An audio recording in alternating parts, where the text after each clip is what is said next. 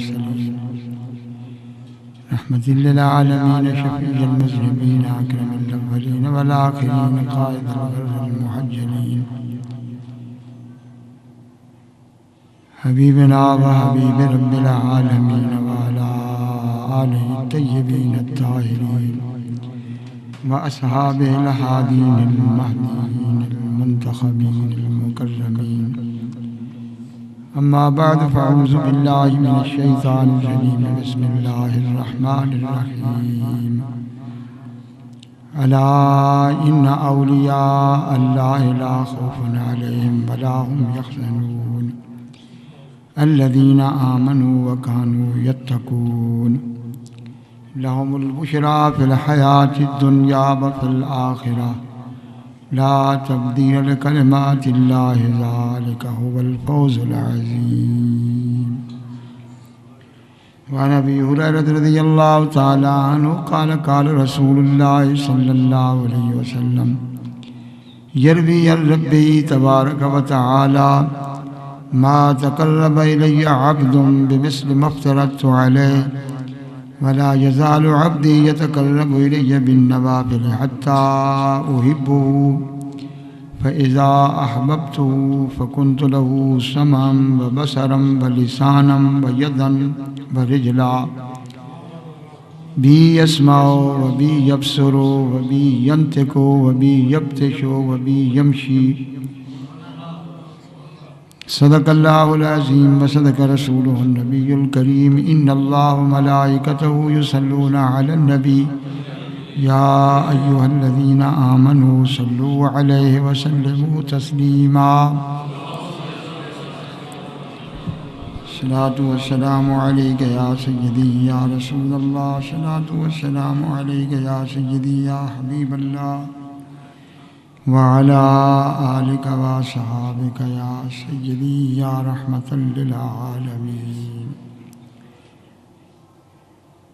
اللہ تعالیٰ جل وعلا شانہ نے ارشاد فرمایا الا ان اولیاء اللہ الا کلمہ تنبیہ اور تنبیہ کا معنی ہوتا ہے غافلوں کو بیدار کرنا متوجہ کرنا تو اللہ تعالیٰ نے فرمایا کہ خوب غور سے سنو توجہ سے سنو ان اولیاء اللہ یقیناً جو اللہ کے ولی ہیں اللہ کے دوست ہیں لا خوف علیہم انہیں کسی قسم کا خوف نہیں ہے ولا هم یحزنون اور نہ ہی وہ غمگین ہونے والے ہیں وہ کون ہیں اولیاء اللہ الذین آمنوا وکانوا یتقون جو لوگ ایمان لائے اور پوری زندگی متقی رہے ایمان کے بعد ان کی زندگی تقوی سے مزین ہوئی آراستہ رہی لہم البشریٰ فی الحیات الدنیا وفی الآخرہ ان کے لیے بہت بڑی خوشخبری ہے دنیا کی زندگی میں بھی اور آخرت کی زندگی لا تبدیل لکلمات اللہ یہ اللہ کا اٹل فیصلہ ہے اور اللہ کے کلمات کبھی بدلتے نہیں ہیں ذالک هو الفوز العظیم یہ بہت بڑی کامیابی ہے جسے فوز عظیم اللہ تعالیٰ نے فرمایا ان آیات کریمہ کو آپ اکثر سنتے رہتے ہیں اور اولیاء اللہ کی شان میں جب بھی کوئی محفل اور مجلس ہو تو اس محفل کی زینت قرآن کریم کی یہ آیات ہے جو اہل سنت والجماعت کے علماء کی زبان پہ آپ سنتے رہتے ہیں تو آج میں انہی آیات کریمہ کی روشنی میں کچھ عرض کروں گا اللہ تبارک و تعالی نے ان آیات کریمہ میں دو چیزیں بڑی واضح ذکر کی کہ اولیاء اللہ کی شان کیا ہے اور اولیاء اللہ کی پہچان کیا ہے۔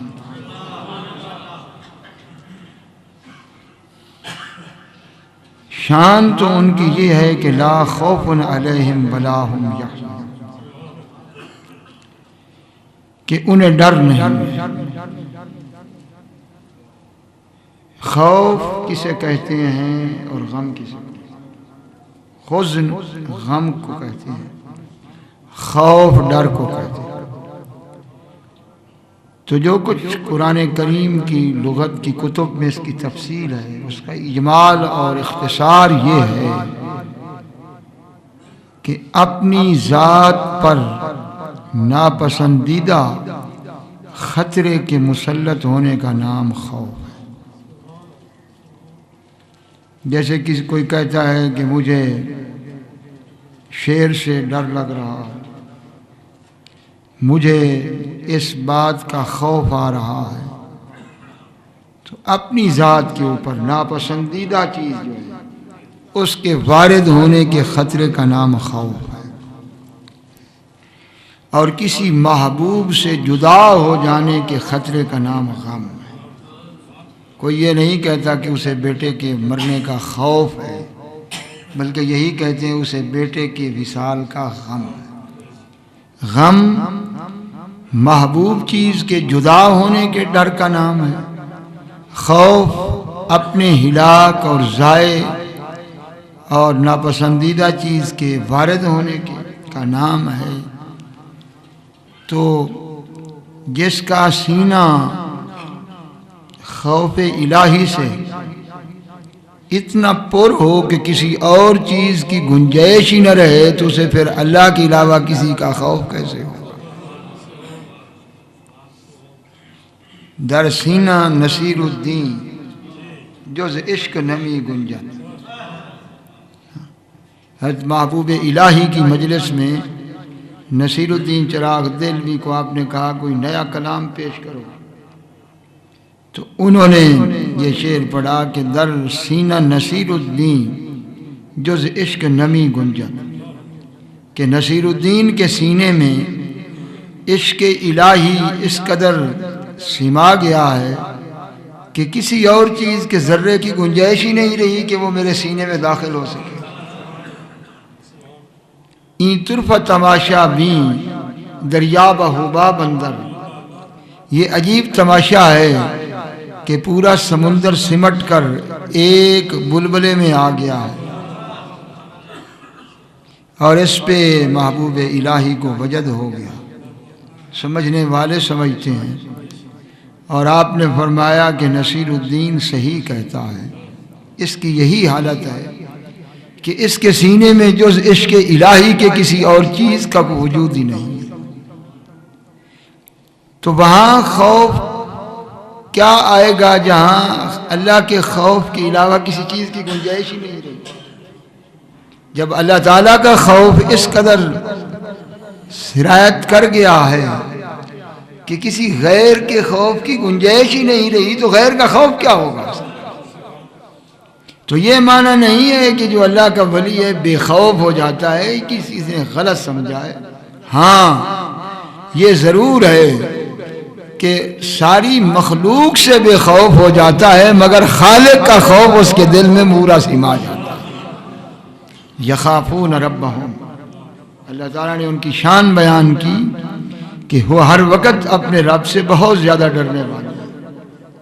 چونکہ خوف الہی نے ان کے پورے دل اور سینے کو گھیر لیا، اس لیے اللہ تعالیٰ نے انہیں باقی تمام خوفوں سے اللہ نے بری کر دیا۔ سرکار انبیاء صلی اللہ تعالی علیہ وسلم فرماتے ہیں حدیث پاک میں، حضور فرماتے ہیں کہ جس نے تمام اہم چیزیں اور ان کا خوف ترک کر کے اللہ کے خوف کو اور آخرت کے خوف کو اپنے دل پر مسلط کیا، تو کفاہ اللہ تعالی، اللہ اسے دنیا کی تمام پریشانیوں کے مقابلے میں خود کافی ہو جائے۔ ومن تشبعت به الہموم الی احوال الدنیا، اور جس کو دنیاوی معاملات کی پریشانیاں لے کے پھرتی رہیں کہ ایک سے نکلا تو دوسری آ گئی، دوسری سے نکلا تیسری آ گئی، اور اس کی پوری فکر نہ تو اللہ کی طرف ہوئی نہ آخرت کے گھر کی طرف ہوئی، تو اللہ تعالیٰ کو کوئی پرواہ نہیں کہ اسے دنیا کی کسی جنگل کی گھاٹی میں ہلاک کر دے۔ شیخ سعدی رحمۃ اللہ علیہ فرماتے ہیں کہ میں نے توسا بار کی جنگل میں ایک شخص کو دیکھا کہ جو شیر پر سوار ہے اور اس نے ہاتھ میں اژدہا کا چابک بنایا ہوا ہے۔ تو میں نے اسے پوچھا کہ اے مرد یہ بتا، یہ دونوں انسان کے دشمن ہیں، شیر بھی درندہ ہے اور یہ سانپ بھی انسان کا دشمن ہے، اور ان دونوں کو تو نے زیر کیا ہے۔ اس نے کہا سعدی تو نے یہ پڑھا نہیں ہے کہ جس کے دل میں اللہ کا خوف ہو جائے پھر ہر چیز اس سے خوف کرتی ہے، اسے کسی سے خوف کرنے کی ضرورت نہیں۔ تو یہ ہے اللہ تعالیٰ کے ولی کی شان۔ یہ سب سے پہلا انعام اسے یہ دیا کہ چونکہ اللہ تعالیٰ کا خوف اسے گھیر چکا ہے، اور یہ خوف اس قدر ان ہستیوں پہ زیادہ ہوتا ہے کہ اس خوف کا ایک معمولی ذرہ اگر ہماری طرف متوجہ ہو جائے تو ہمارا عقل جواب دے جائے۔ جس طرح ان کی راتیں گزرتی ہیں اور جس طرح ان کی چیخیں عرش اولا تک بلند ہوتی ہیں۔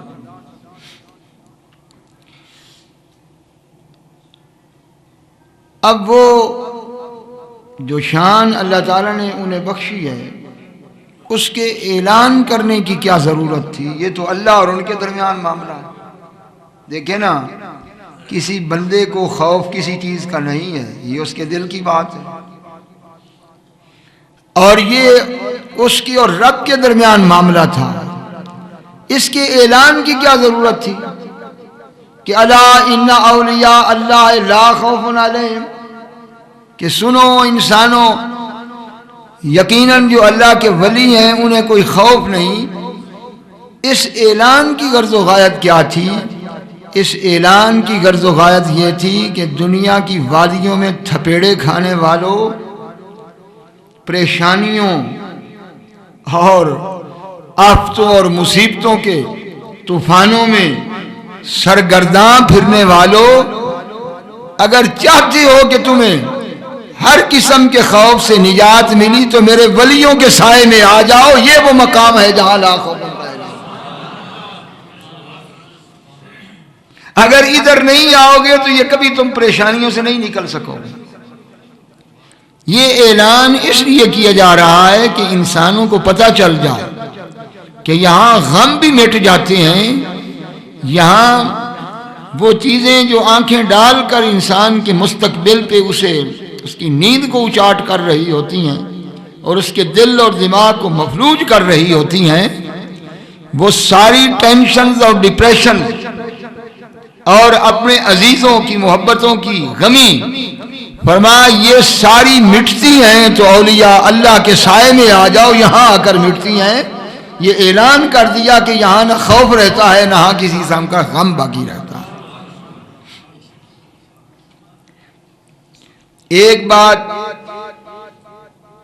جو صاحب توحید کے لیے بڑی باعث ناز ہے، اور وہ یہ ہے کہ میں اس بات پر بہت ہی حیران ہوں کہ ہیں اس کے بندے، سب سے بڑی ہستی تو خدا کا محبوب ہے، اور وہ بھی اللہ کا عبد کامل ہے۔ ان کنتم فی ریب مما نزلنا علی عبدنا، تو بندہ جتنا بلند ہو جائے پھر بھی اس کا عبد ہے۔ وَالْعَبْدُ عَبْدٌ فَإِنْ تَعَالَى، محدث ترمذی یہ شعر لکھتے ہیں، حالانکہ محدث شعر نہیں کہتے، جب وہ کہتے ہیں تو وہ ان کی عشق کی آواز ہوتی ہے، وہ صاحب قال ہو کر نہیں کہتے بلکہ کہتے ہیں تو صاحب حال ہو کر کہتے ہیں۔ تو کہتے ہیں کہ وَالْعَبْدُ عَبْدٌ فَإِنْ تَعَالَى کہ عبد عبد ہی ہے، خواہ وہ لا مکان سے بھی اوپر چلا جائے، والمولا مولا و ان تنزل، اور وہ مولا مولا ہی ہے خواہ جتنا قریب آ جائے۔ تو اس بات پر اولیاء اللہ اگر ابد الآباد تک ناز کرتے رہیں تو حق نہیں ادا کر سکتے کہ رب نے انہیں یہ نہیں کہا کہ ان عباد اللہ لا خوف، بلکہ اللہ نے انہیں لقب دیا ان اولیاء اللہ ہیں اس کے بندے، مگر وہ انہیں اپنا دوست کہہ رہا ہے، اور انہیں ان الفاظ سے یاد کرنا کہ ان اولیاء اللہ ہے، کہ جو اللہ کے دوست ہیں ان کے لیے یہی کافی ہے۔ اگر اور کچھ بھی نہ ہوتا تو یہی کافی تھا کہ جنہیں دوست کہہ دیا جائے۔ تو کون ہے جو دوست کی ذلت کو برداشت کرے؟ کون ہے جو دوست کی حالت زار کو برداشت کرے؟ وہ کون سا دوست ہے جو کسی وقت دوست کا ہاتھ چھوڑے؟ تو جب اللہ کہے کہ یہ میرے دوست ہیں اور شان اس کی اتنی بلند ہوں، تو وہ کہاں اپنے دوستوں کو نیچا ہونے دے گا، بلکہ جو اس کے دوستوں کے غلام ہوں گے وہ ان پر بھی کرم کرے گا، بلکہ ان کے کتے پر بھی کرم کرتا ہے تو اس کے ساتھ بھی کرم کرے گا۔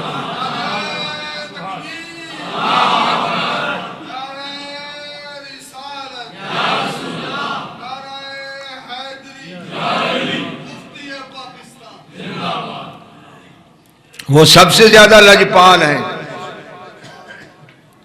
اور اس نے بندوں کو صفتیں دی ہیں اور بندوں کی ذاتیں بھی ہیں، لیکن توحید اس طرح نہیں جس طرح یہ لوگ سمجھ رہے ہیں۔ یہ کبھی ان کو توحید سمجھ نہیں آئے گی۔ توحید یہ ہے کہ اس جیسی ذات کوئی نہیں، توحید یہ ہے کہ اس جیسی صفات کسی کی نہیں، لیسا کمثلہ شیء، یہی توحید ہے۔ ورنہ اس نے انسان کو بھی قدرت دی ہے کہ نہیں دی؟ انسان کو سمیع بصیرہ نہیں کہا کہ ہم نے اسے سمیع کیا بصیر کیا؟ وہ خود بھی سمیع ہے بصیر ہے، انسان کو وہ سمیع و بصیر کہہ رہا۔ وہ خود رؤوف الرحیم ہے، اپنے محبوب کو بھی کہتا ہے بالمومنین رؤوف الرحیم، کہ یہ ایمان والوں پر رحیم ہے۔ وہ خود وکیل ہے، تم بھی وکیل کہتے ہو لوگوں کو، وکیل تھوڑے ہیں جو پھر رہے ہیں، حالانکہ حسبنا اللہ و نعم الوکیل۔ تو یہ نہیں توحید سمجھے، کہتے ہیں جی اللہ کے ساتھ برابری ہو جائے گی، جبل لوگ، عقل ان کا خراب ہے۔ اللہ تعالیٰ کے ساتھ برابری نہیں ہو سکتی۔ اللہ نے اپنے نام مخلوق کو دیے، اپنی صفات نبی کو دی۔ توحید یہ نہیں جو تم سمجھ رہے ہو، توحید یہ ہے کہ نہ اس کی ذات کی کوئی مثل ذات ہے، نہ اس کی صفات جیسی کوئی صفات ہے، بس یہی توحید ہے۔ اور اس ذات نے جب اتنا کرم کیا کہ اس جیسا کوئی کریم نہیں، اس جیسا کوئی جواد نہیں، اس جیسا کوئی لجپال نہیں، وہ کہے یہ میرے دوست ہیں، تو پھر دوست کوئی اپنے دوست کی تکلیف کو برداشت کر سکتا ہے؟ پھر یہ کہنا کہ یہ کچھ کر نہیں سکتے، تو صدر زرداری کے کسی دوست کے متعلق تو یہ بات کر کے دکھا کہ وہ کچھ کر نہیں سکتے، تجھے آٹے اور نمک پانی کا بھاؤ دکھا دیں گے، اور تو اللہ کے دوست کو کہتا ہے کہ وہ کچھ کر نہیں سکتا، جو اللہ یہ کہتا ہے کہ میرے دونوں ہاتھ ید اللہ ملان منذ خلق السماوات والارض، جب سے زمین و آسمان بنی، حضور کہتے ہیں میرے اللہ کے دونوں ہاتھ بھرے ہوئے ہیں، اور سخاء اللیل والنہار، جس طرح سمندر کا پانی نیچے گرتا ہے آواز سے، اس سے زیادہ میرا رب دن رات سخاوت کر رہا ہے۔ وہ سخاوت اس کے بندوں پہ نہیں جا رہی تو کدھر جا رہی ہے؟ تو تجھے کوئی خبر نہیں کہ رب کی سخاوت کی کیا شان ہے؟ تو انگریزوں کے غلاموں کی شان تو پہچانتا ہے کہ انگریز نے ان پر سخاوت کی تو ان کی نسلیں بھی نواب بن گئیں۔ ایک دنیا دار کتے کی یہ شان ہے کہ اس کی سخاوت سے لوگ نسلیں در نسل نواب آ رہے ہیں، اور جو رب العالمین ہے جس کی ہر وقت سخاوت ولی پی ہے، اس کے متعلق یہ کہتا ہے کہ وہ کچھ اختیار نہیں رکھتے۔ یہ شکوہ کس کا تو کر رہا ہے؟ یہ ان بندوں کا نہیں ہے، یہ شکوہ اس ذات کا ہے جس نے کہا ہے یہ میرے دوست ہیں۔ لہم ما یشاؤون عند ربہم، اللہ تعالیٰ قرآن کریم میں فرماتا ہے کہ ان کو میں نے کرامت دی ہے، یہ عزت دی ہے کہ جو وہ چاہیں گے میں کروں گا۔ کیا یہ قرآن نہیں ہے؟ 24واں پارہ، لہم ما یشاؤون عند ربہم، جو وہ چاہیں گے ان کا رب ان کی چاہت کو رد نہیں کرے گا۔ فرمایا وَلَئِنْ سَأَلَنِي لَأُعْطِيَنَّهُ، کہ اگر وہ مجھ سے سوال کرے تو اس کے سوال پر تاکید نہیں کی، اپنی عطا کو تاکید سے ذکر کیا۔ اگر وہ مجھ سے سوال کرے تو لَأُعْطِيَنَّهُ، میں ضرور اسے عطا کروں گا۔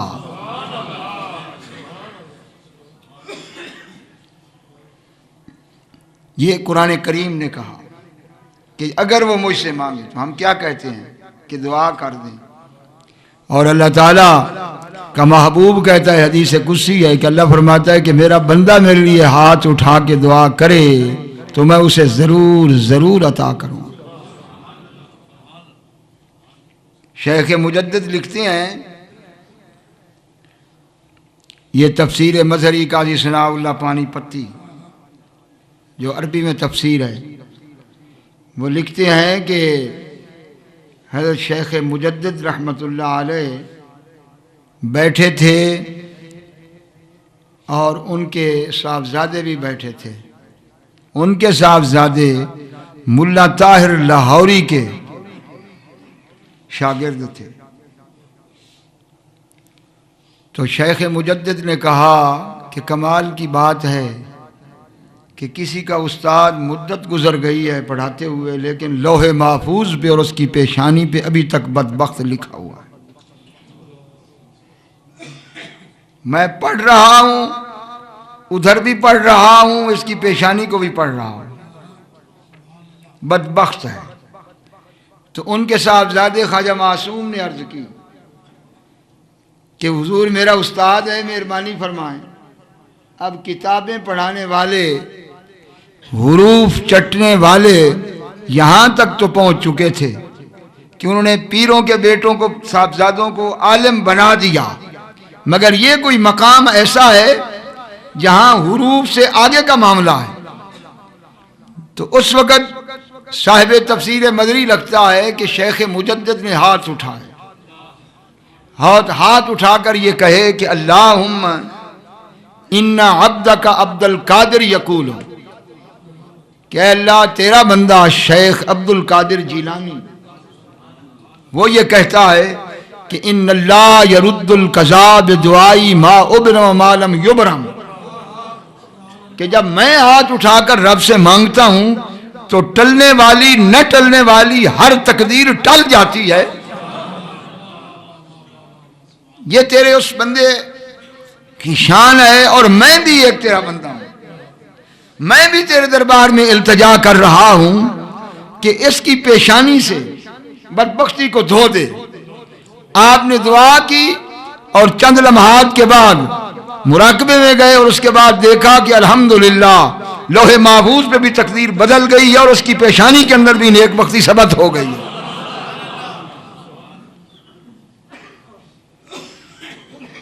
لہم ما یشاؤون عند ربہم، اور حدیث قدسی ہے کہ وَلَئِنْ سَأَلَنِي لَأُعْطِيَنَّهُ، اگر وہ مجھ سے سوال کرے تو میں ضرور عطا کرتا ہوں۔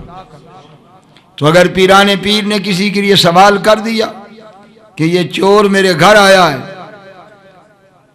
تو زمانے کا ایک کتب فوت ہو گیا اور لشکر کا سردار آیا، اس نے کہا حضور علاقے کا کتب فوت ہو گیا۔ آپ نے فرمایا وہ ایک پڑا ہوا ہے اندھا ہو کر میرے گھر میں چوری کے لیے آیا تھا، اس کو لے جا۔ تو اگر اللہ تعالیٰ کا بندہ ہاتھ اٹھائے تو اللہ تعالیٰ کا وعدہ ہے لَأُعْطِيَنَّهُ، میں ضرور عطا کروں گا۔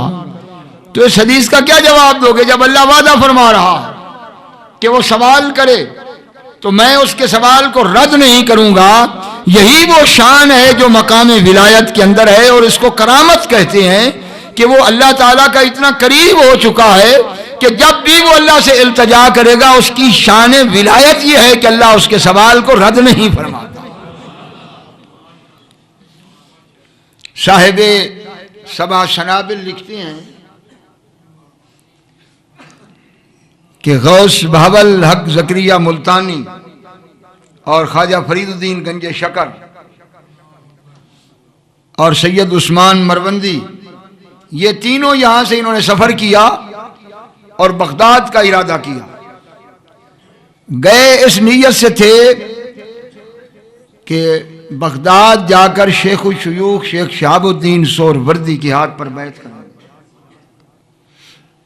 جب وہاں پہنچے عثمان مروندی بڑے زاہد تھے، انہوں نے دیکھا کہ جانوروں کے جو زنجیر ہیں وہ بھی سونے کے ہیں، تو غصے میں آ کر اپنا خرقہ پھاڑ کر پھینکا اور کہا کہ کس درویش کے پاس ہم آ گئے ہیں کہ جو درویش سارا دنیا کے اندر ڈوبا ہوا ہے.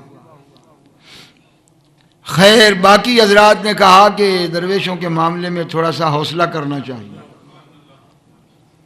جب وہاں پہنچے تو شیخ الشیوخ شیخ شہاب الدین سہروردی تھوڑی دیر سے تشریف لائے اور آپ نے سب سے پہلے فرمایا کہ میرے حجرے میں جاؤ. وہاں گئے تو فرمایا وہ خرقہ اٹھا کر لے آؤ. جب خرقہ اٹھا کر لائے تو وہی تھا جسے پھاڑ کر عثمان مروندی نے پھینکا تھا. آپ نے فرمایا عثمان ہم درویشوں کے خرقوں کو ضائع نہیں ہونے دیتے. بس ان کا معاملہ وہیں حل ہو گیا. اور اس کے بعد فرید الدین گنج شکر کو فرمایا کہ تیرا حصہ میرے پاس نہیں، وہ قطب الدین بختیار کے پاس ہے، اور غوث بہاول حق زکریا ملتانی کو بیعت فرما لیا.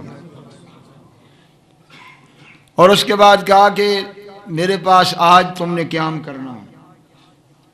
اور ایک آپ کے گھر کے اندر خادمہ تھی، بڑی عمر رسیدہ تھی، کافی عمر کی تھی.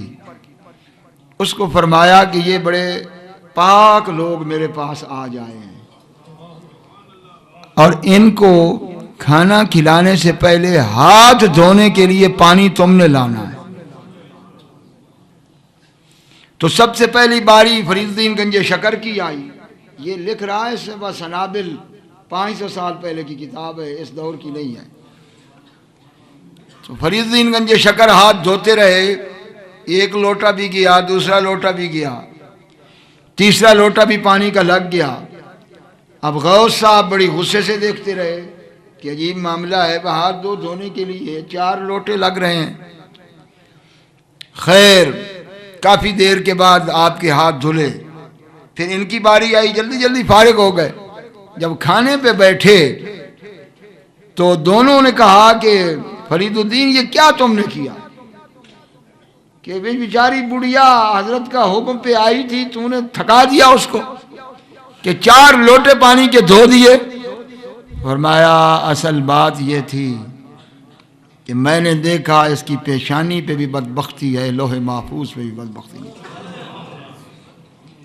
اور میں نے کہا کہ اتنی بڑی ہستی کی خدمت کرتی اور اس دنیا سے بدبخت ہو کر جائے تو میرے ہاتھ دھلانے آئی ہے، تو یہ کیسے ہو کہ میں اس کو بدبخت چھوڑوں. فرمایا میں تو دھوتا رہا، ادھر تقدیر کو بھی دھوتا رہا.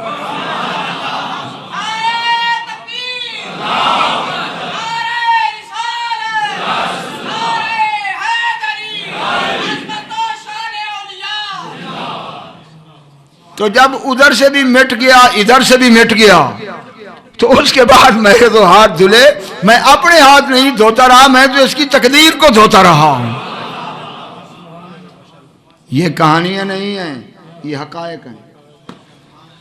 آپ یقین کریں کوئی پتہ نہیں ہے کہ پتہ نہیں آخری سانس کیسے آئے گا، کیونکہ خاتمے کا معاملہ بڑا سخت ہے. اسی کتاب میں میں نے پڑھا کہ مخدوم شاہ جہانیاں جنہوں نے حضور فرید الدین گنج شکر کے بعد سب سے زیادہ پنجاب میں اسلام پھیلایا، پنجاب میں سر فہرست حضور گنج شکر ہیں جنہوں نے لاکھوں لوگوں کو کلمہ پڑھایا. اس کے بعد اس خطے میں اگر دین اسلام کی سب سے زیادہ تبلیغ کی ہے تو سید مخدوم شاہ جہانیہ نے کی ہے. یہ سید ہیں اور غوث بہاول حق زکریا ملتانی کے خلیفہ خاص ہیں. آپ پیدل حج پر گئے، پیدل حج فرمایا،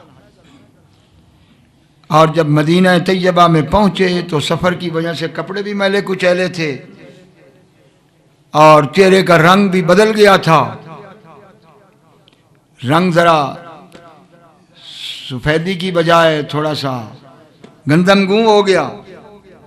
تو وہاں کسی نے پوچھا کہ آپ کون ہیں، کہاں سے آئے ہیں؟ اس وقت مدینہ طیبہ میں لوگ بہت اچھے تھے، تو آپ نے فرمایا کہ میں ہندوستان سے آیا ہوں، خطہ پنجاب سے، اور میں نسباً سید ہوں۔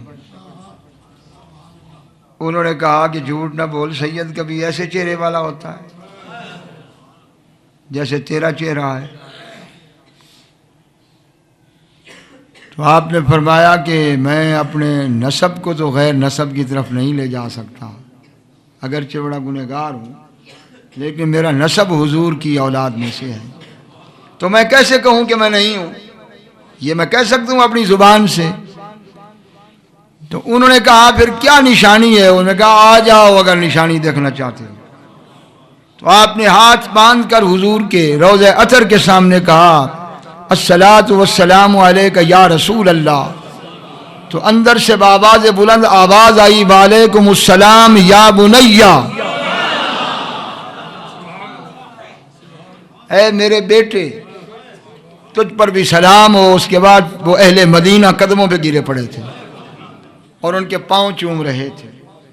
یہ مقام ہے مخدوم شاہ جہانیہ کا، اپنے نسب کے لحاظ سے، شریعت کے لحاظ سے 12,000 ان کے وہ مرید ہیں جن کے متعلق صاحب سبا سنابل لکھتا کہ وقت کے ولی اللہ کے سامنے تہجد کے وقت ہاتھ اٹھا کر کہتے تھے اے اللہ مخدوم شاہ جہانیہ اور اس کے 12,000 مرید ولیوں کا صدقہ ہماری یہ دعا قبول فرما۔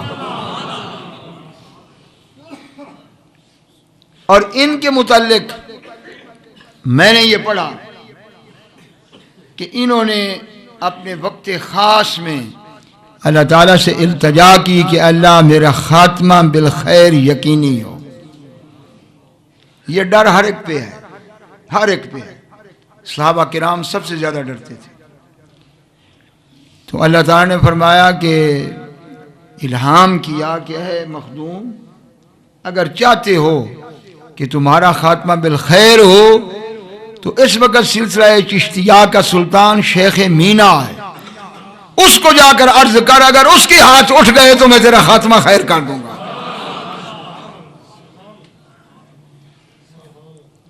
جب اتنی بڑی ہستیوں کی یہ شان ہے تو بتاؤ ہم غریب مسکین کس مقام میں؟ ہمارے عمل کیا ہیں پتہ نہیں کیا ہیں، اللہ ہی بہتر جانتا ہے، لیکن میں آپ کو یقین سے بتاتا ہوں کہ اگر دل جا کر کہیں رکتا ہے تو اس بات پہ رکتا ہے کہ لہم البشریٰ فی الحیات الدنیا و فی الآخرہ، اللہ فرماتا ہے کہ ان کے لیے بہت بڑی خوشخبری ہے دنیا کی زندگی میں اور آخرت کی زندگی میں۔ تو دل جا کر رکتا ہے تو یہاں رکتا ہے کہ جنہیں خوشخبریاں ملی ہیں ان کی چوکھٹ سے گزر رہے ہیں، امید یہ ہے کہ یہ خوشخبری ہمیں بھی نصیب ہو جائے۔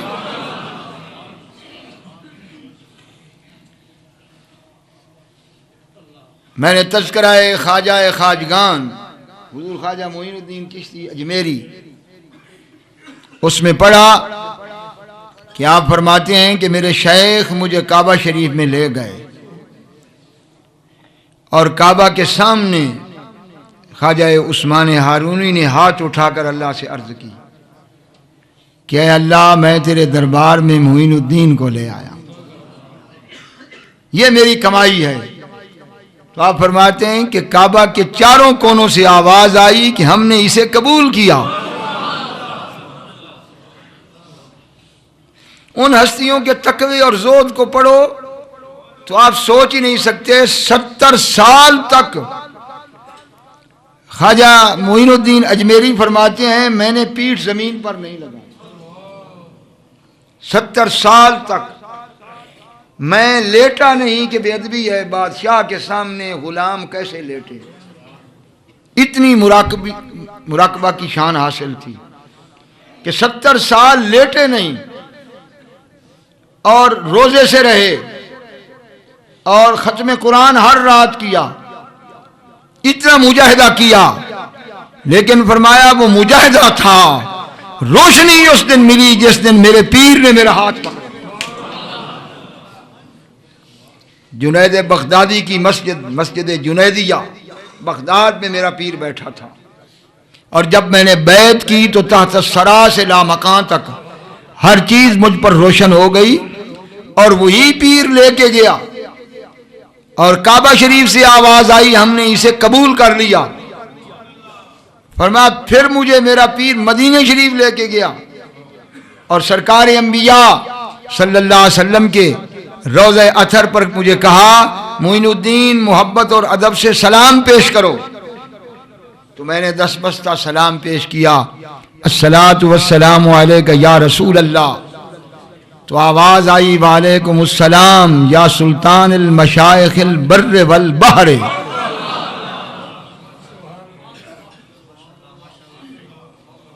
کہ خشکی اور سمندر کے تمام مشائخ کے سلطان تجھ پر بھی سلام۔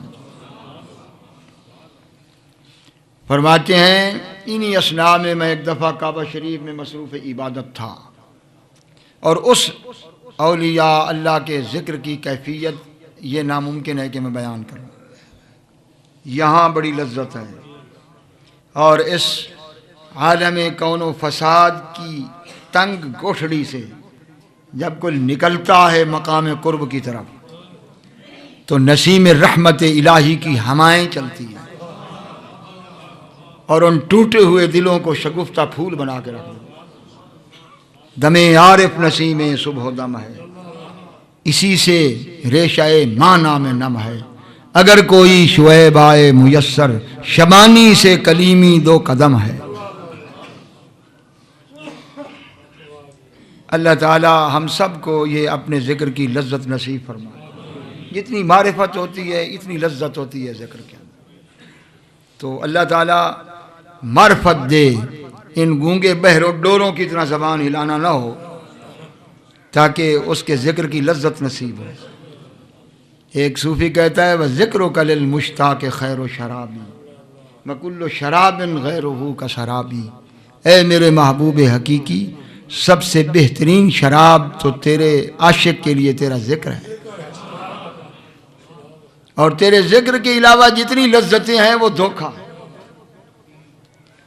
تو آپ فرماتے ہیں میں کعبہ شریف کے سین میں مصروف عبادت تھا کہ رحمت الہی کے جھونکے شروع ہو گئے۔ کعبہ شریف ہو اور ذاکر ایسی ہستی ہو، آل رسول ہو، طیب و طاہر ہو، اور پیر کامل نے جس کے پردے دل کے اٹھا دیے ہوں، تو فرمایا میں ذکر میں مصروف تھا کہ اللہ تعالیٰ کی طرف سے آواز آئی معین الدین مانگ جو کچھ مانگنا چاہو، یہ ہے لہم البشریٰ فی الحیات الدنیا و فی الآخرہ۔ فرمایا مانگ جو کچھ مانگنا چاہتا ہے۔ فرمایا قیامت تک میرے سلسلے میں جتنے ہیں سب کی بخشش مانگتا ہوں۔ تو اللہ تعالیٰ نے فرمایا کہ ہم نے کعبہ میں ضمانت دے دی، قیامت تک جو تیرے سلسلے میں ہوگا اس کی بخشش کی ضمانت دے دی۔ یہ ہے لہم البشریٰ فی الحیات الدنیا و فی الآخرہ۔ اور یہ کسی ایسے بندے کی زبان سے نہیں نکلا کہ جو دنیا دار ہو، یا جو کہے کہ 5 نمازوں کی کوئی ضرورت نہیں، 2 بھی ہوگی تو گزارا چل جائے گا، یا جو یہ کہے کہ داڑھی پوری سنت کے مطابق رکھنے کی ضرورت نہیں، چھوٹی بھی ہوگی تو کام چل جائے گا۔ یہ شارٹ کٹ کرنے والے لوگوں کی باتیں نہیں ہیں، یہ اس کی بات ہے جو سر سے پاؤں تک سنت رسول میں غرق ہے، اور جس کی روح شریعت محمدی کے گلاب سے تارا ہے۔ یہ اس کی بات ہے، یہ کسی ایسے کی نہیں ہے کہ جس کی بات کچھ ہو اور عمل کچھ ہو۔ یہ وہ ہیں کہ قول و عمل میں اتحاد ہے، ظاہر و باطن میں اتحاد ہے۔ اور اس کی دلیل ہمارے پاس ہے، وہ تو خواجہ غریب نواز کا وقت تھا، میں نے اپنے شیخ کی زبان سے سنا، شیخ الاسلام والمسلمین انہوں نے خود اپنا لقب نہیں رکھا یہ شیخ، نہ کسی مرید نے دیا ہے. یہ علماء ہند اور مشائخ سجادہ نشین اجمیر نے علماء کے سامنے جمع کر کے آپ کو یہ ٹائٹل دیا تھا شیخ الاسلام. وہ خود شیخ الاسلام نہیں بنے. آپ کی زبان سے سنا، آپ نے فرمایا میں نے خواب میں دیکھا کہ میدان حشر قائم ہے، اور میں نے دیکھا کہ سرکار دو عالم صلی اللہ علیہ وسلم اپنی امت بخشوا کر جنت کی طرف جا رہے ہیں، اور حضور کے آگے کچھ غلام ہیں جو خوشی میں رقص کر رہے ہیں، جس طرح ایک جشن ہوتا ہے، وہ ناچ رہے ہیں خوشی میں. تو حضور نے میری طرف دیکھ کر فرمایا قمردین اپنے ساتھیوں کو سنبھال کے لیا. آپ فرماتے ہیں میں نے دستبست عرض کی یا رسول اللہ میں نے سب کو سنبھالا ہوا. یہ وہ ہستیاں ہیں کہ جن کے لیے قرآن نے کہا لہم البشریٰ فی الحیات الدنیا وفی الآخرہ. حضور فرید الدین گنج شکر رحمت اللہ علیہ، آج میں آپ کو انہی کتب میں لے کے پھر رہا ہوں. یہ باتیں لوگ بہت کم بیان کرتے ہیں، اور یہ ان صلحاء کی کتب کی باتیں ہیں کہ جن کی صداقت میں کوئی شک نہیں ہے. کبھی جھوٹ بولنے والا اللہ کا ولی نہیں ہو سکتا. آپ فرماتے ہیں میرے پیر خواجہ قطب الدین نے کہا کہ آج میرے پیر کا یوم وصال ہے، کوئی مٹھائی لے آؤ کہ اس پر میں پڑھ کر اپنے پیر کو ختم اور ایصال ثواب کروں. یہ یاد رکھنا کہ یہ طریقہ صرف آج کا نہیں ہے. میرے پاس مصر کی چھپی ہوئی کتاب پڑھی ہے. ایک شخص کہتا ہے میں اپنی والدہ اور والد کے ساتھ مصر سے آگے میرا گھر تھا، حج کے لیے چلا.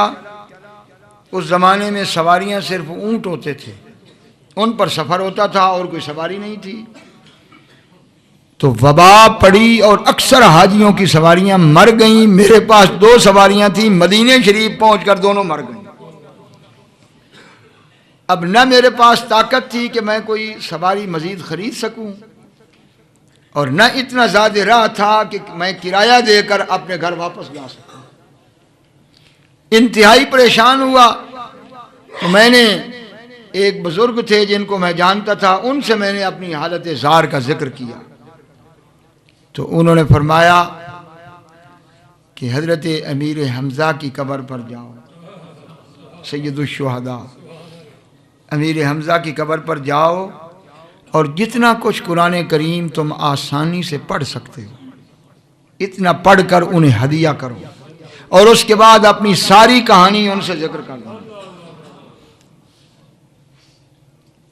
اس لیے میرا یہ عقیدہ ہے کہ یہ تو کچھ اور عقیدہ رکھتے ہیں، اس لیے کہ انہیں کوئی خبر نہیں ہے. آنکھ والے کسی سے پوچھو، اندھے کو کیا پتا کہ سبز کیا ہوتا ہے اور سرخ کیا ہوتا ہے. میرا ایمان ہے کہ ولی کامل کے مزار پر ہدیہ پیش کرنے کے بعد جو تکلیف ہے اس کا ذکر کرو. دنیا میں اگر کوئی سن کر کسی کی تکلیف کو، اس کی مصیبت کو رفع کر سکتا ہے، تو اس سے 10 گنا زیادہ اللہ نے انہیں طاقت دی ہے کہ کسی کی تکلیف سن کر اس کی تکلیف کو دور کریں. وہ شخص کہتا ہے میں چاش کے وقت کے قریب مدینہ شریف سے چلا، وہاں 3 میل کا فاصلہ ہے. میں سیدنا امیر حمزہ کے مزار پہ حاضر ہوا. میں نے وہاں جو کچھ پڑھ سکتا تھا میں نے پڑھ کر پیش کیا. اس کے بعد میں نے ساری کہانی ذکر کی کہ حضور 2 اونٹ تھے، وہ مر گئے، طاقت نہیں ہے، والدہ بوڑھی ہے، پیدل بھی نہیں جا سکتا، زیادہ راہ بھی نہیں ہے، تو میں سخت مصیبت میں ہوں، آپ سے عرض کر رہا ہوں. کہتا ہے میں یہ عرض کرنے کے بعد واپس آیا تو میں نے اپنی والدہ کو مسجد نبوی میں بٹھایا تھا.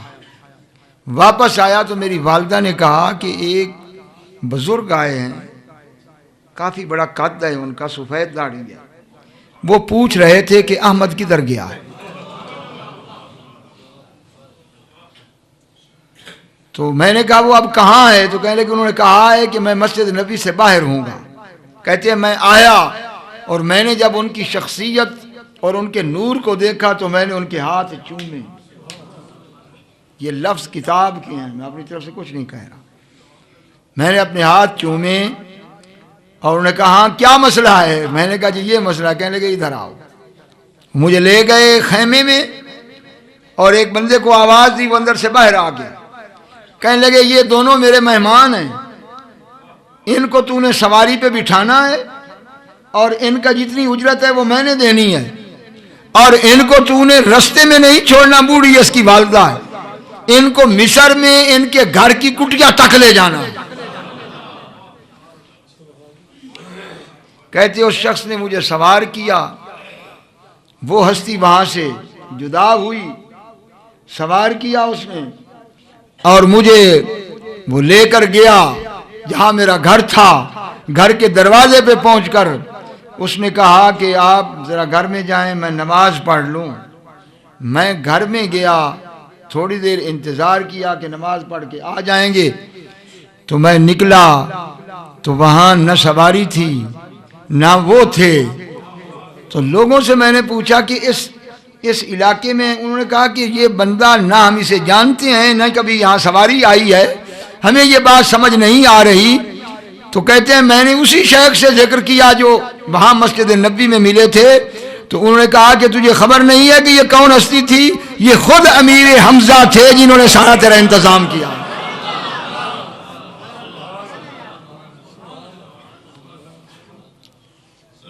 اور میں نے شیخ ابراہیم کردی، بہت بڑی ہستی ہوئی ہے، انہوں نے بہت بڑی کتاب لکھی، انہوں نے اپنی کتاب میں ذکر کیا کہ میرے ساتھ ایک پوری جماعت تھی، ہم حضرت سیدنا امیر حمزہ کے مزار پہ حاضر ہوئے، رات ہو گئی۔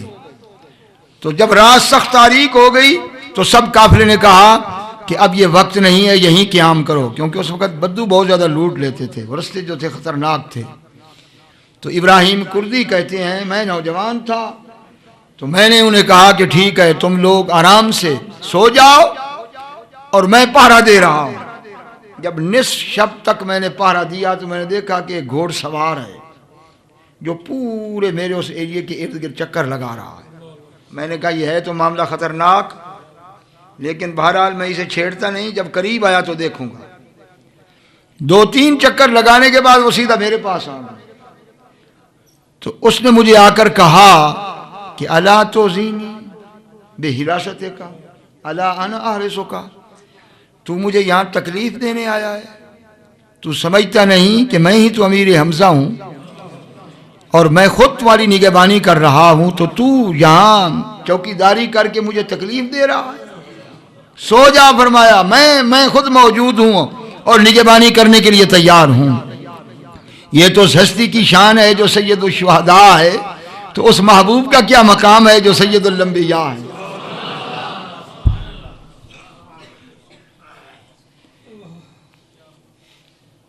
یہ 100 کے قریب کرامات صرف صحابہ کرام کی مروی ہیں جو ان کی شانیں ذکر کی گئی ہیں۔ ان میں سب سے زیادہ مقام جو ذکر کیا ہے وہ سید الشہداء امیر حمزہ کا ہے۔ جس کو بھی کوئی ضرورت پڑے تو امیر حمزہ کے پاس حاضر۔ ایک شخص نے مدینہ شریف میں حاضری کے دوران دہی کھاتے ہوئے یہ کہہ دیا کہ یہ دہی کھٹا ہے۔ سرکار نے خواب میں فرمایا نکل جا میرے مدینے سے، تو میرے مدینے کی چیز کو کھٹا کہتا۔ وہ بڑا رویا کہ کیا کروں۔ کسی نے کہا کہ کوئی تیری بچت کی صورت نہیں، اگر سفارش کر سکتا ہے تو سیدنا امیر حمزہ کر سکتے ہیں۔ وہ وہاں سے بھاگا، نکلنے کا حکم ہو گیا تھا اور سیدنا امیر حمزہ کے مزار پہ حاضر ہوا، وہاں روتا رہا۔ کئی راتیں گزر گئیں تو آخر سیدنا امیر حمزہ نے اسے دیدار سے نوازا اور اسے فرمایا کہ یہ اللہ کے رسول کا حکم ہے، اس میں نہ میری مجال ہے نہ تیری مجال ہے، اس سال واپس چلا جا، اب مدینے نہیں آنا، تیری معافی کی سفارش میں نے کر کے تجھے حضور سے معاف کروا دیا، آئندہ کے لیے تیرے لیے اجازت ہو گئی ہے اور اس خطا کی بھی معافی ہو گئی ہے۔ یہ سرکار نے بشارت مجھے دے دی ہے، لیکن چونکہ یہ اللہ کے رسول کا حکم ہے اس لیے میری جرت نہیں کہ رسول اللہ کے حکم کی خلاف ورزی ہو، تو اس سال تو چلا جا اور اس کے بعد زندگی میں آنا اور مدینہ طیبہ کے آداب کو پیش نظر رکھنا۔ یہ شان سیدنا امیر حمزہ رضی اللہ تعالیٰ۔ ایک صحابی ہیں جن کا نام سعد ابن عبادہ ہے، ان کا مزار شام میں ہے، سیدنا صدیق اکبر کے دور میں ان کا وصال ہوا، اور شام کا ایک بہت بڑا شیخ جس نے کئی کتب لکھی، ان کتب میں یہ کتاب بھی لکھی جس کے اندر یہ واقعہ ذکر کیا۔ کہنے لگے چونکہ عرصہ کافی گزر چکا تھا، مشہور تھا کہ یہ سعد ابن عبادہ صحابی کی قبر ہے، میں حاضری دیتا تھا لیکن دل میں کھٹکا تھا کہ پتہ نہیں ان کا مزار ہے یا بعد میں کسی نے منسوب کر دیا ہے، کئی صدیاں گزر چکی تھیں۔ فرماتے ہیں میں نے ایک دن خواب میں دیکھا کہ میں اس قبر پہ حاضر ہوا ہوں اور قبر پھٹی ہے، اور پھٹتے ہی اس میں سے ایک لمبی شخصیت قد والی نکلی اور نکل کر کہا کہ لوگوں سن لو، انا سعد ابن عبادہ تھا، میں سعد ابن عبادہ ہوں۔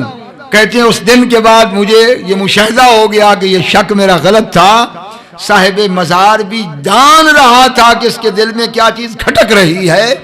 یہ اللہ تعالیٰ کے ولیوں کی شان اور بصیرت ہے کہ گھر میں بیٹھے ہوئے خیال آیا، اس ہستی نے فوراً نور فراست سے پہچان لیا، اور چونکہ کرم کرنا تھا اس لیے انہیں اپنا دیدار عطا کر کے بتا دیا کہ میں ہی سعد ابن عبادہ ہوں۔ اور یہ نبی پاک صلی اللہ علیہ وسلم کے صحابی ہیں، ذی شان صحابی ہیں۔ چنانچہ آپ فرماتے ہیں کہ مجھے پیر نے حکم دیا، میں ایک حلوائی کی دکان پہ گیا، میں نے اسے کہا کہ مجھے مٹھائی چاہیے، بابا فرید گنج شکر فرماتے ہیں۔ تو اس نے کہا بات یہ ہے کہ تمہیں پتہ نہیں ہے آج ایک اللہ کا ولی جو ہے وہ اس کا جنازہ آ رہا ہے، اور اس نے رات فوت ہونے سے پہلے اعلان کیا ہے کہ جو میرے جنازے کی زیارت کرے گا اللہ اس کو جنتی کر دے گا، اور میں تو یہ دروازہ بند کر کے اس کی زیارت کے لیے جا رہا ہوں، اور تو مسلمان ہے تو بھی آ جا اس کی زیارت کر۔ آپ نے فرمایا میں جس کی زیارت کرتا ہوں مجھے اسی کی زیارت کافی ہے۔ تو اس نے کہا پھر میں تو آپ نے فرمایا تو جا، میں بیٹھا ہوں، جب تو جنتی ہو کہ آ جائے تو مجھے بتا دینا۔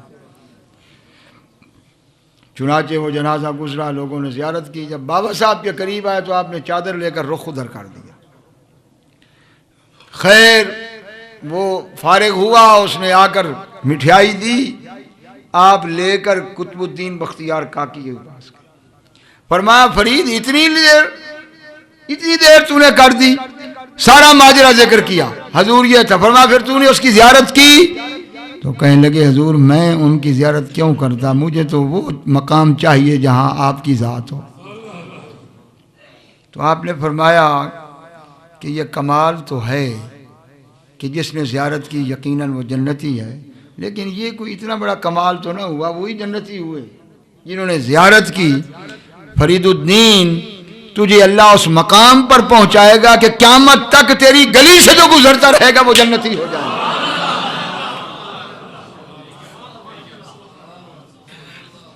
لہم البشریٰ فی الحیات الدنیا وفی الآخرہ، پریشان نہ ہونا، یہ قرآن کی بات ہے، اللہ کی خوشخبری کو کوئی معمولی سمجھتے ہیں، یہ کسی مولوی کی بات نہیں ہے۔ لہم البشریٰ فی الحیات الدنیا وفی الآخرہ۔ اور محبوب الہی خواجہ نظام الدین اولیاء فرماتے ہیں کہ جب میں گنج شکر کی چارپائی کو اٹھا کر خیبر میں دفن کرنے کے لیے لے جا رہا تھا تو جب میں اس دروازے کے قریب آیا تو میں نے دیکھا کہ سرکار دو عالم صلی اللہ علیہ وسلم بما خلفائے راشدین تشریف اور حضور نے خود آ کر چارپائی کو ہاتھ رکھا، اور اس کے بعد مجھے فرمایا کہ من دخل ھذا الباب فقد آمنا، جو اس دروازے سے گزر گیا وہ دوزخ سے بری ہو گیا۔ یہ کیا اللہ کا رسول ایک زمانے کے لیے مبشر ہے یا قیامت تک کے لیے مبشر ہے؟ کمال کی بات ہے، نبوت قیامت تک ہو اور بشارت صرف صحابہ تک محدود ہو، مگر بات یہ ہے کہ اب ہر ایک کی طاقت نہیں کہ یہ بشارتیں لے سکے، حضور کی حیات میں تو ہر ایک زبان مبارک سے بشارت لے سکتا تھا، اب حیات کے بعد جو وفات ہے اس میں اور حیات میں فرق یہ ہے کہ اب دربار عام نہیں رہا، دربار خاص ہے، وہ خاص اولیاء ہیں جن کو حضور منتخب کر کے آج بھی بشارتیں عطا فرما رہے ہیں، کیونکہ وہ مبشران و نذیرا، وہ ذات اقدس بشیر ہے، خوشخبری سنانے والا۔ اگر کوئی یہ کہے کہ جی یہ باتیں سمجھ میں نہیں آتی، یقیناً سمجھ میں نہیں آتی، معجزہ کبھی سمجھ میں نہیں آتا، کرامت کیسے آئے؟ کرامت حقیقت میں فعل نبی کا ہی ہوتا ہے، نبی کا فعل نبی کے وجود سے ظاہر ہو تو اسے معجزہ کہتے ہیں، اور نبی کا کرم غلام سے ظاہر ہو اسے کرامت کہتے ہیں۔ فرق صرف ظہور کا ہے، ورنہ وہ بھی حضور کی شان ہے، یہ بھی حضور کی شان ہے۔ کئی دفعہ میں بتا چکا ہوں کہ حضرت جابر نے فرمایا کہ ہم مکہ و مدینہ کے درمیان جا رہے تھے، مسلم شریف کی حدیث ہے، آگے سے ایک بہت بڑا ٹیلا آ گیا، حضور نے فرمایا جو اس ٹیلے پہ چڑھ جائے گا وہ جنتی ہے، من صعد ثنیۃ المرار حطان کما حطام بنی اسرائیل۔ فرمایا وجہ یہ ہے کہ یہاں بنی اسرائیل کے کچھ صالحین بیٹھے تھے اس ٹیلے پہ، ان کے قدم لگے اس ٹیلے پہ، جیسے یہ بیٹھے اللہ تعالیٰ کی رحمت نازل ہونی شروع ہو گئی، اور اللہ تعالیٰ کی رحمت نے انہیں پاک صاف کر کے رکھ دیا، اور سرکار فرماتے ہیں کہ وہ آج بھی میں اس ٹیلے پہ اسی طرح رب کی رحمت برستی دیکھ رہا ہوں۔ جو بھی تم میں سے من صعد ثنیۃ المرار، جو بھی اس پہ چڑھ جائے گا جنتی ہے۔ جابر کہتے ہیں کہ اول من صعدنا خیل الخزرج، قبیلہ خزرج کے گھوڑے بہت عربی نسل تھے، انہوں نے ایڑیاں لگائیں، سب سے پہلے قبیلہ خزرج اپنے گھوڑوں سمیت اس ٹیلے پہ چڑھ گئے، ثم تطام الناس، پھر جتنے باقی صحابہ تھے سب اس ٹیلے پہ چڑھ گئے۔ عبداللہ بن ابی نے بھی کوشش کی مگر اس کے اونٹ نے اسے پٹک کر زمین پہ دے مارا اور اونٹ بھاگ گیا۔ تو جب پورے کا پورا لشکر اس ٹیلے کے اوپر چڑھ گیا تو سرکار نے فرمایا ابشروا فقد غفر لکم، تم سب کو خوشخبری ہو کہ تم سب کو رب نے بخش دیا ہے، الا صاحب ھذا الابل، فرمایا یہ اونٹ والا جو ہے نا، یہ سرخ اونٹ والا جو ہے، اس کے علاوہ سب کو بشارت ہو کہ اللہ تعالیٰ نے سب کو بخش دیا ہے۔ اس نے بھی کوشش تو کی لیکن اس کے اونٹ نے کہا کہ تیرا یہ روٹ ہی نہیں، تو کہاں جا رہا، تو جنت میں کیسے جا سکتا ہے، ہو گستاخ رسول اور جنت میں چلا جائے۔ تو جیسے اس کے اونٹ نے اس ٹیلے کی طرف اسے نہیں جانے دیا، بہت سے آج بھی ہیں جو کہتے ہیں کہ وہاں کیا جنت رکھی ہوئی ہے، یہ بات مومنوں اور منافقوں کی ہے، جن کو رب نے جنت دینی ہوتی ہے ان کے غلاموں کو، حضور کے غلاموں کے ٹیلوں پہ انہیں رب پہنچا دیتا ہے اور انہیں نہیں جانے دیتا جنہوں نے جنت کا روٹ نہیں دیکھا۔ سوال یہ پیدا ہوتا ہے کہ اب تو وہاں کوئی نہیں بیٹھے تھے بنی اسرائیل کے ولی، تو قدم لگے تھے ان کے، تو اگر نقوش قدم لگ جائیں اس ٹکڑے پہ اور اللہ کا محبوب فرمائے کہ قیامت تک جو اس ٹیلے پہ چڑھ جائے گا وہ بخشا جائے گا، بنی اسرائیل کے ولیوں کے قدموں کے لگنے کی جگہ کا یہ مقام ہے، اور حضور سید عالم کی امت کے ولی کا یہ مقام نہیں ہے، ان کے تو قدم بھی لگے اور آج بھی وہاں موجود ہیں۔ اگر وہ ٹیلا جنتی بنا سکتا ہے تو حضور کی امت کے ولی کیا ٹیلا کیوں نہیں جنتی بنا سکتا؟ لہم البشریٰ فی الحیات الدنیا وفی الآخرہ، اللہ تعالیٰ فرماتا ہے ان کے لیے دنیا کی زندگی میں بھی بہت خوشخبریاں ہیں اور آخرت میں بھی بہت خوشخبریاں ہیں۔ اگر وہ اپنے کتے کو دوزخ میں نہیں جانے دیتے تو ہمیں بھی امید ہے جنہوں نے ان کی چوکھٹ کو بوسے دیے ہیں ان پر بھی اللہ ان کے صدقے کرم فرمائے گا، کیونکہ وہی ان کو بشارتیں دینے والے